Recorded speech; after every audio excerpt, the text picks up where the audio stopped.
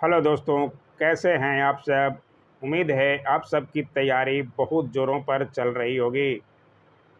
तैयारी BPSC auditor mains की जो लोग कर रहे हैं उनके लिए स्पेशल वीडियो है आज आयुष्मान भारत। और ये भारत सरकार द्वारा चलाया जा रहा है।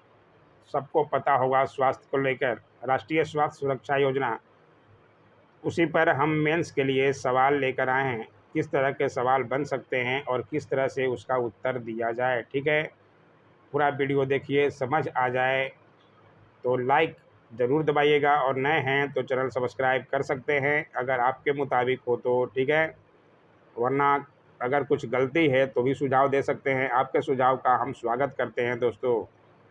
ठीक है, आइए देखें सवाल। देखिए, आयुष्मान भारत राष्ट्रीय स्वास्थ्य सुरक्षा योजना यानी कि NHPS, राष्ट्रीय स्वास्थ्य सुरक्षा योजना को NHPS, आयुष्मान भारत AB, ठीक है, के क्या उद्देश्य हैं। योजना को लागू करने में सरकार को किन चुनौतियों का सामना करना पड़ सकता है, विवेचना कीजिए। आपको जो है ध्यान रखना है, प्रश्न को जानने से पहले थोड़ा बहुत जानकारी आपको आयुष्मान भारत के बारे में है तो ये पे भी होना चाहिए।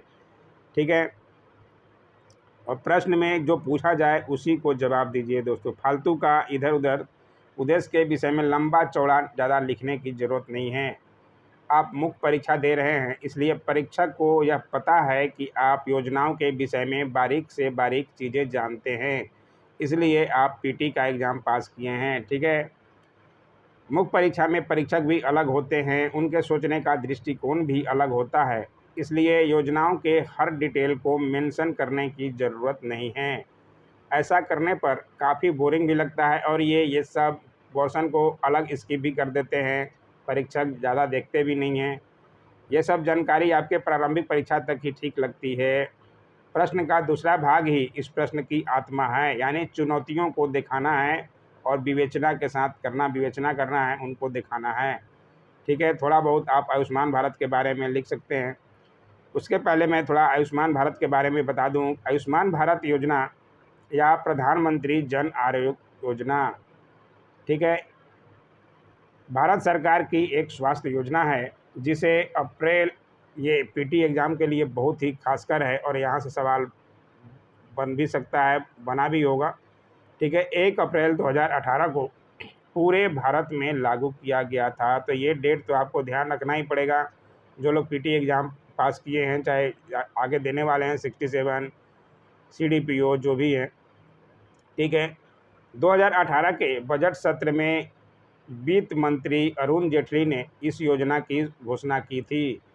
तो ये भी ध्यान रखिएगा, वित्त मंत्री अरुण जेटली जी अब दुनिया में नहीं रहे। इस योजना का उद्देश्य आर्थिक रूप से कमज़ोर लोगों, बीपीएल धारक को स्वास्थ्य बीमा मुहैया कराना है। इसके अंतर्गत आने वाले प्रत्येक परिवार को 5 लाख तक का कैश रहित स्वास्थ्य बीमा उपलब्ध कराया जाएगा। सब लिखे पढ़ी है, होता तो है नहीं कि पता नहीं क्या होता है। 10 करोड़ बीपीएल धारक परिवार, लगभग 50 करोड़ लोग इस योजना का प्रत्यक्ष लाभ उठा सकेंगे। इसके अलावा बाकी बची आबादी को भी इस योजना के अंतर्गत लाने की योजना है। ठीक है, तो कुछ जानकारी आपको इसके बारे में होनी चाहिए। आयुष्मान भारत क्या है और किन के लिए बनाया गया है भारत सरकार द्वारा मोदी जी की पहल पर। तो ठीक है, अब उसको प्रश्न को समझते हुए उत्तर को देना है। उत्तर प्रश्न में है उसकी चुनौतियों का। ज़्यादातर हमें चुनौतियों को ही विवेचना करना है और विस्तार से बताना है। ठीक है, अब उत्तर देखते हैं, उत्तर में क्या क्या आप लिख सकते हैं और कैसा अच्छा उत्तर होगा। आयुष्मान भारत या राष्ट्रीय स्वास्थ्य संरक्षण मिशन का लक्ष्य सामाजिक, आर्थिक, जाति जनगणना का आधार लेकर ग्रामीण, गरीब एवं शहरी श्रमिक वर्ग के परिवारों को हर साल 5 लाख रुपए तक का स्वास्थ्य बीमा उपलब्ध कराना है। ठीक है, सरकार ने इस योजना को पूरा करने के लिए 10,000 करोड़ रुपए की धनराशि को आवंटित किया है। जैसा कि हम जानते हैं, भारत जैसे विकासशील देश में 10 करोड़ से अधिक परिवार ऐसे हैं जो स्वास्थ्य बीमा सुविधा से वंचित हैं। ठीक है, आइए थोड़ा और भी देखें क्या क्या लिखा जा सकता है। चूँकि इस योजना के अंतर्गत देश की जनसंख्या के एक बड़े भाग में लाने की योजना, इसलिए सरकार को यह सुनिश्चित करना होगा कि गरीब या वंचित वर्ग का कोई भी व्यक्ति इस सुविधा से दूर न रह पाए। आज ज़रूरत इस बात को सुनिश्चित करने की है कि इस योजना का क्रियान्वयन कितनी ईमानदारी से होता है। चूँकि स्वास्थ्य सुविधाओं के अभाव का न सिर्फ लोगों की सेहत पर असर पड़ता है, बल्कि उनकी आर्थिक स्थिति पर भी असर पड़ता है।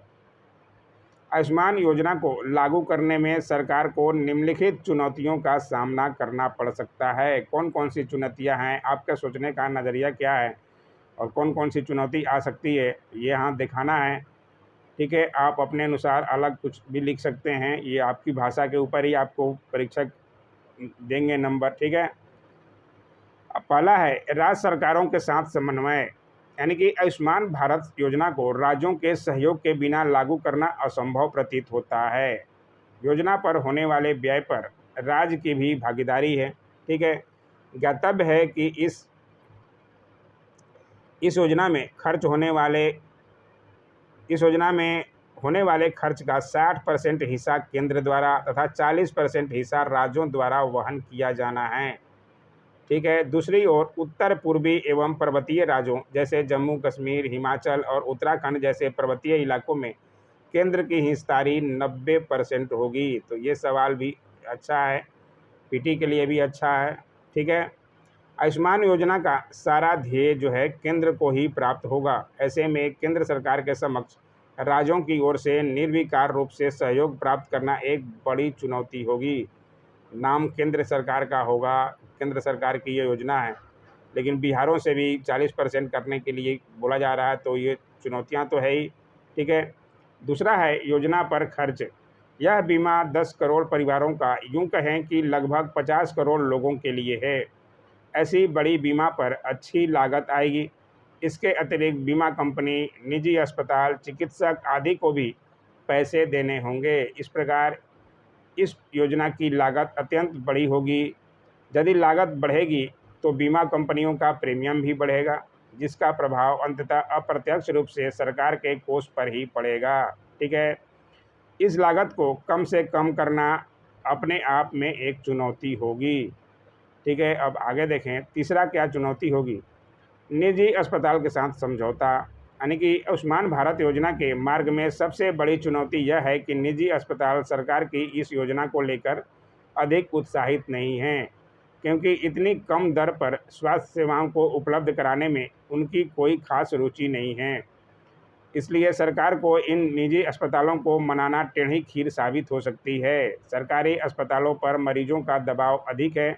ऐसी परिस्थिति में निजी संस्थानों को बढ़ चढ़कर हिस्सा लेना होगा, ठीक है। डॉक्टर के पास जाइए तो डॉक्टर आपको मना कर देगा कि आयुष्मान कार्ड का यहाँ वैल्यू नहीं है। कार्ड तो बहुत लोग बना दिए हैं, लेकिन गरीबों के पास कार्ड नहीं बन पा रहा है। आइए देखें आगे। चौथा है प्राथमिक स्तर पर स्वास्थ्य सेवा को सुदृढ़ करना। ज्ञातव्य है कि आयुष्मान योजना द्वितीय एवं तृतीय स्तर की स्वास्थ्य देखभाल से संबंधित बीमा योजना है, ठीक है। इस योजना की लागत को कम रखने हेतु यह आवश्यक है कि प्राथमिक स्तर पर ही लोगों के स्वास्थ्य की देखभाल की सुविधा को सुदृढ़ बनाया जाए, ठीक है। ऐसा होने पर बीमा से जुड़े सरकारी और निजी अस्पतालों पर बोझ कम होगा। इसलिए सरकार के समक्ष यह चुनौती होगी कि वह प्राथमिक चिकित्सालयों में स्वास्थ्य की उत्तम से उत्तम सुविधा का प्रावधान किया जाए, ठीक है। और आगे है आखिरी पांचवा है बीमा आवेदकों को मार्ग निर्देश उपलब्ध कराना, यानी कि भारत में जनसंख्या का एक बड़ा भाग अशिक्षित है। ऐसे में सरकार द्वारा लागू की गई कई योजनाओं का लाभ अशिक्षित वर्ग नहीं उठा पाते, क्योंकि उन्हें योजनाओं का लाभ उठाने के संदर्भ में कोई जानकारी भी नहीं होती। इसलिए सरकार के लिए यह एक बड़ी चुनौती है, बड़े लोग ही फ़ायदा उठा लेते हैं। आयुष्मान योजनाओं को उन अशिक्षित वर्ग तक पहुंचाना है जो इस योजना की लाभ अर्हता और बीमा प्रक्रिया के विषय में अवगत नहीं हैं, उन तक भी पहुंचाना है। ऐसे में सरकार को प्रज्ञा केंद्र या गैर सरकारी संगठनों को यह कार्यभार सौंपना पड़ेगा कि वे आयुष्मान योजना के विषय में अशिक्षित लोगों को अवगत कराएं तथा पंजीकरण इत्यादि कार्यों में उनकी मदद करें, ठीक है। तो कैसा लगा वीडियो ज़रूर कमेंट किया कीजिए, और कुछ गलती है, कुछ सुझाव देना चाहते हैं तो ज़रूर दीजिए दोस्तों। Don't forget to like, share, comment and subscribe my YouTube channel. Thanks for watching my YouTube channel.